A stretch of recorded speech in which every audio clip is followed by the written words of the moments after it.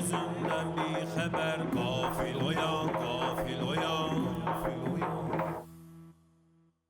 Əfsələddin Xəqani Töhfətül İraqeyn poemasında anasını xatırlayarkən belə bir misra işlədir. Mənalar kişisi o qoca anam, ikinci Rabiyə kimi idi tamam. Rabiyə söyləmək səhv olar ona, o bir Rabiyə idi göy qızlarına. Şeirdə adı çəkilən Rabiyə kimdir və Xəqani Şirvani nə üçün anasını bənzətmək üçün məhz bu addan istifadə edir?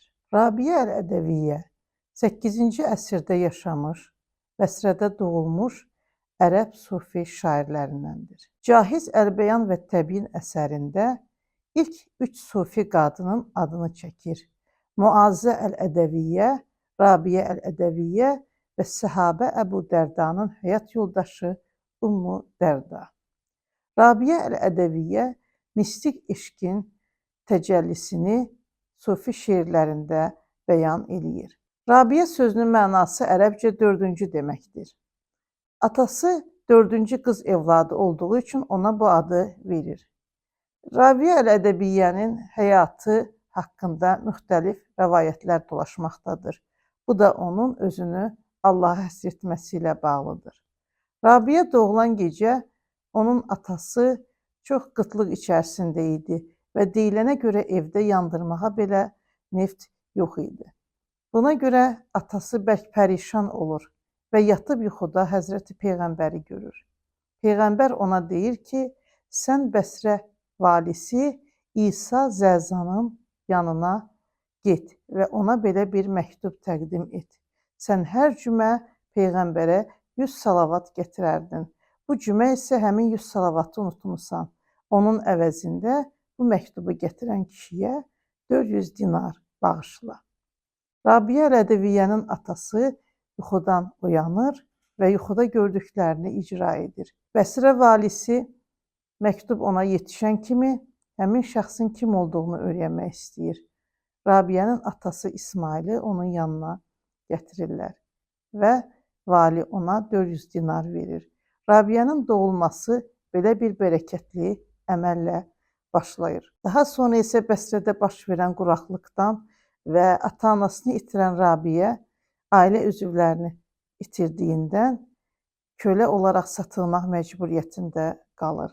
Rabiyəni alan ağası bir gecə onun ibadət edərkən gecə qaranlığında otağında qəndil yandığını görür və bu işdən təəccüblənir və Rabiyəni azad edir.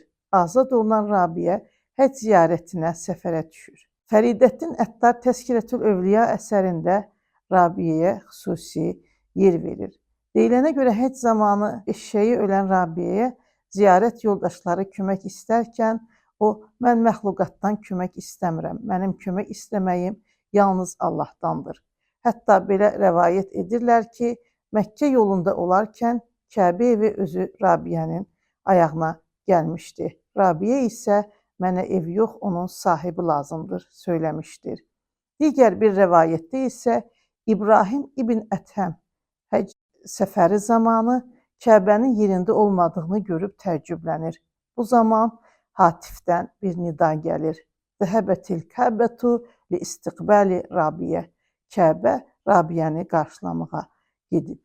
Həyatını Allaha bağlaması, zöhd və təqva içərisində yaşaması, bütün evlilik təkliflərini rədd etməsinə görə Fəridəddin Əttar onu Həzrəti Məryəm timsalında adlandırırdı. Deyilənə görə Rabiyə 2 çadırı ilə gəzirmiş. Onun bir çadırası bayırda gəzmək üçündür. İkinci çadırasını isə həmişə üzərində səccadə kimi sərib namaz qılarmış. Nə üçün belə etdiyini soruşanlara mənim bayırda gəzdiyim çadıraya naməhrəm nəzərləri dikilir. Namaz qıldığım çadıra isə Allahdan başqa heç kəs görmür. Rabiyə dövrünün bir çox təsəvvüf nümayəndələri ilə əlaqə saxlamışdır. Zünnun Misri, Şəqiq Bəlxi, Malik ibn Dinar, Süfyan Savri onun görüşlərindən faydalanmışdır.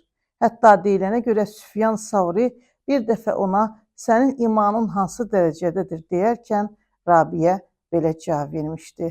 Mən Allaha nə cəhənnəm qorxusu, nə cənnət ümidi ilə ibadət etmirəm. Mən Allaha daxili eşqimi bəyan etmək üçün ibadət edirəm. Və bu Həzrəti Əli əleyhissalamın ilahi kəfə bi izzən ən əkunə ləkə abdən və kəfə bi fəxrən ən təkunə li rabbən əntə kəmə tuhibbu fec'alni kəmə tuhibbu. Məşhur münaciəti ilə səslənir ki, ilahi, mənə bu izzət kifayətdir ki, mən sənin bəndənəm və bu mənə fəxr kifayətdir ki, sən mənim Rəbbimsən. İlahi, sən mən istədiyim kimisən, məni də öz istədiyin kimi et. Rabia Ədəviyyə öz gözəl şeirləri ilə ərəb sufi ədəbiyyatının ilkin nümayəndələrindən hesab olunur. Şeirlərinin dili olduqca axıcı və rəvandır. O ilahi eşqin belə təcəssüm etdirir. Uhibbukə hubbeyni hubbəl hava və hubben liənnəkə əhlun lizəkə fəəmməlləzi huvə hubbul hava fəşşuğli bizikrikə ammən sivəkə və əmməlləzi əntə əhlun ləhu fəkəşfukə liyəl hucubə həttə ərəkə fələlhamdu fizə və lə zəlikə li və ləkinnəllahəl hamdu fizə və zəkə. İlahi, mən səni iki sevgi ilə sevirəm. Bir sevgim öz daxilimdən, həva və həvəsimdən gələn sevgidir. İkinci sevgi isə bunun sənə layiq olmağındandır. Mənim sənə həva və həvəsimdən doğan sevgi səndən başqasını zikr etməməyimdir. Ancaq sənin sevgiyə layiq olmağına səbəb isə mənim üçün pərdələri açmağımdır ki, səni görüm. Mənim bu iki sevgimin heç birinə həm düşmür, həm sənə məxsusdur ki, sən buna layiqsən. Rabia Əl-Ədəviyyənin qəbri haqqında da müxtəlif versiyalar var. Onun Bəsrədə, Suriyada yaxud Qüdsdə vəfat etdiyini söyləyirlər. Rabia Əl-Ədəviyyənin görüşləri sonralar ərəb mistisizmində Həllac Mənsur, Əl-Mühasibi, Əbu Yezid Bistami kimi şairlərin də dini görüşlərinə təsir göstərmişdir.